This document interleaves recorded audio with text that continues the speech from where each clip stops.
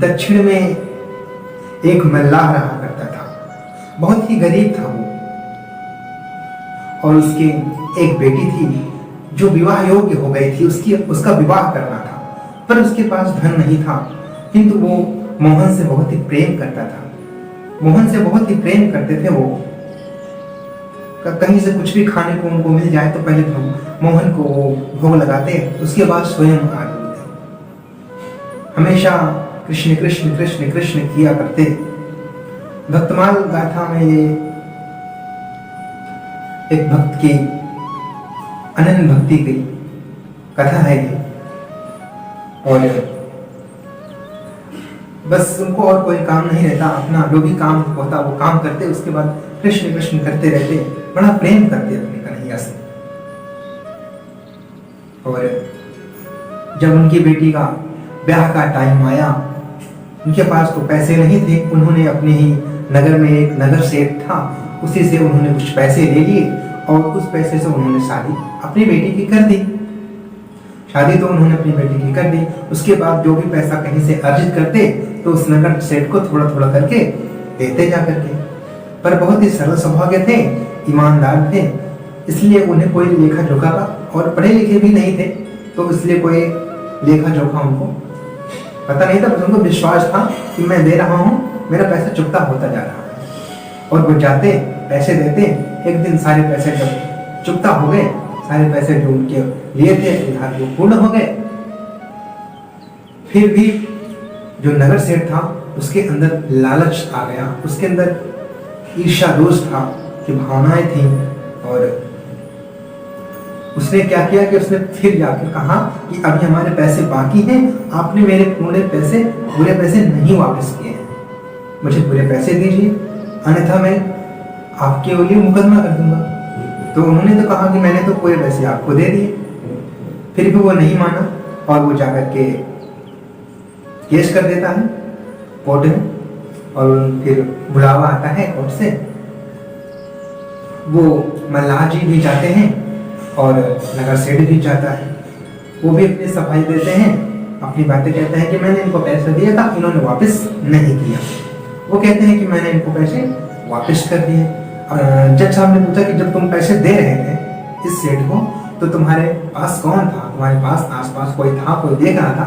तो उन्होंने कहा हाँ, हमारे मोहन देख रहे हैं, हमारे मोहन थे हमारे साथ। तो उन्होंने कहा कि ये मोहन कौन है, उन्हें इनको बुला कर लाओ। फिर क्या होता है कि वो बोलते हैं कि फिर अगले दिन सुनवाई होगी। आज की सुनवाई यहीं पर स्थापित रोकी जाती है, आज की सुनवाई यहीं पर रोकी जाती है, आगे की सुनवाई अगले दिन होगी, और आप मोहन को बुला लाना। फिर क्या था, वो उसी गांव में एक कृष्ण भगवान का मंदिर था, तो वो मल्लाह जी गए और उसी मंदिर के समक्ष बैठकर अपनी पीड़ा जो भी मन की थी वो कहते मोहन से, और कहते मोहन कि कल मुझे जाना है और आप भी आइएगा, हम आपके अलावा आपके अतिरिक्त मेरे पास और कुछ भी नहीं है, आप भी सहारा नहीं दोगे तो फिर कौन देगा सहारा। और मैं तो कहता हूँ कि जिनके सरू पर सांवरिया सो दुख कैसो हो, जिनके सरू पर सांवरिया सो दुख कैसो हो। फिर क्या हुआ कि फिर जब अगली सुनवाई हुई, सुबह हुई, पहुंचे सब लोग कोर्ट, और नगर सेठ भी आए, मल्लाह जी भी आए और मोहन भी आए। एक बूढ़े का रूप धारण करके मोहन पीछे पीछे मल्लाह के आए, उसी कोर्ट में पहुंचे, कटघरे में खड़े हुए, और जज साहब ने कहा बताइए आपने क्या देखा। उन्होंने बताया कि जब ये पैसा दे रहे थे, केवल मल्लाह जी जो पैसा दे रहे थे तो हमने देखा है। तुम जज साहब ने पूछा कि क्या देखा है आपने? उन्होंने कहा कि इन्होंने सारे पैसे दे दिए हैं और इनके पास एक पर्ची है, इस पर्ची में इन्होंने लिख कर दिया था कि ये पैसे सारे जमा हो गए हैं, पूरे हो गए हैं, किंतु मल्लाह जी ने पैसे वो पर्ची नहीं ली और वो पर्ची नगर सेठ को ही दे दी। तो उन्होंने अपनी अमुक अलमारी में अमुक जगह उन्होंने रखी हुई है।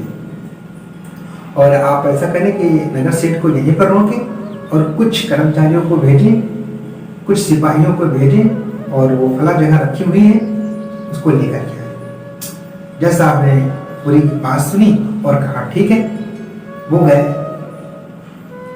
सिपाही गए, वो पर्ची लेकर के आए। उस पर्ची में लिखा हुआ था कि मल्लाह के सारे पैसे फोड़ हो गए, सारे पैसे दे दिए। ये घटना सुनी और उसके बाद में फिर मल्लाह को बरी कर दिया गया।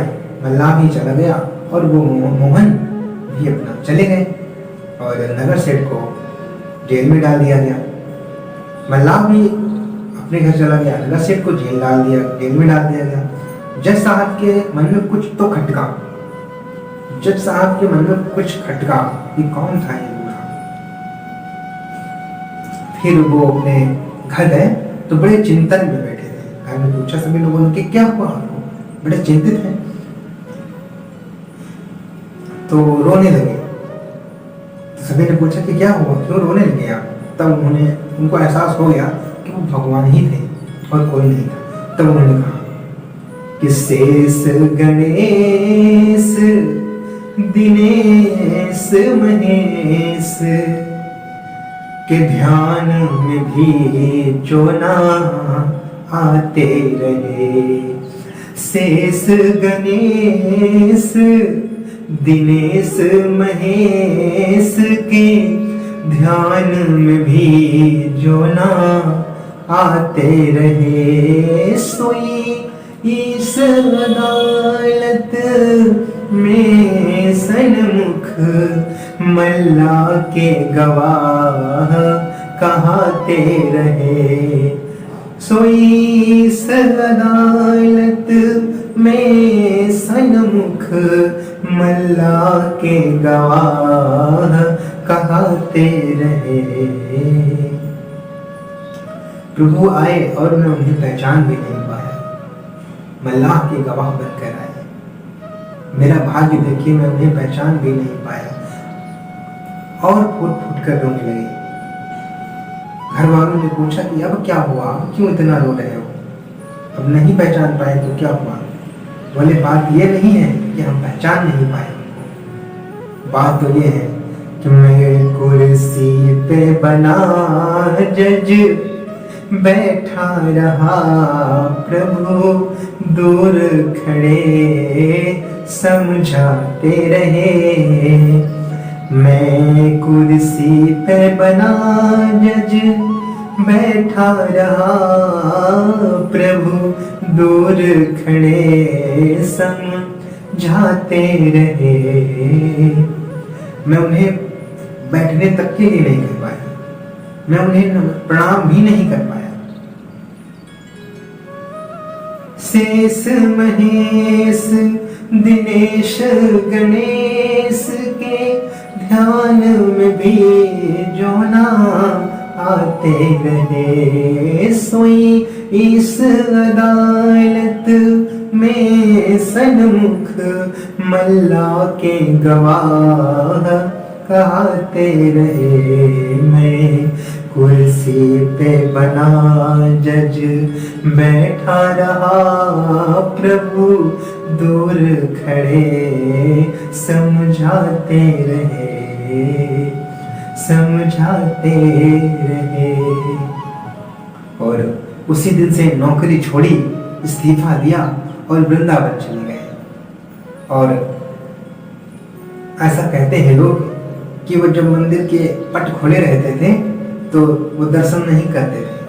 कहते थे कि मैं बहुत अभागा हूँ, आप आए, हमने आपको बैठने के लिए भी नहीं कहा, प्रणाम नमस्ते भी नहीं कहा, हम दर्शन योग्य ही नहीं हैं। जब मंदिर के पट बंद हो जाते तो वहीं पर वो लौटते, जो भक्त आते उन्हीं के चरण रज लेते, लौटते और उसी वृंदावन में गलियों में घूमते रहते। आज भी उन्हें लोग पागल बाबा के नाम से जानते हैं, वो जज साहब को लोग पागल बाबा के नाम से जानते हैं। और आज भी पागल बाबा जी का मंदिर बना हुआ है।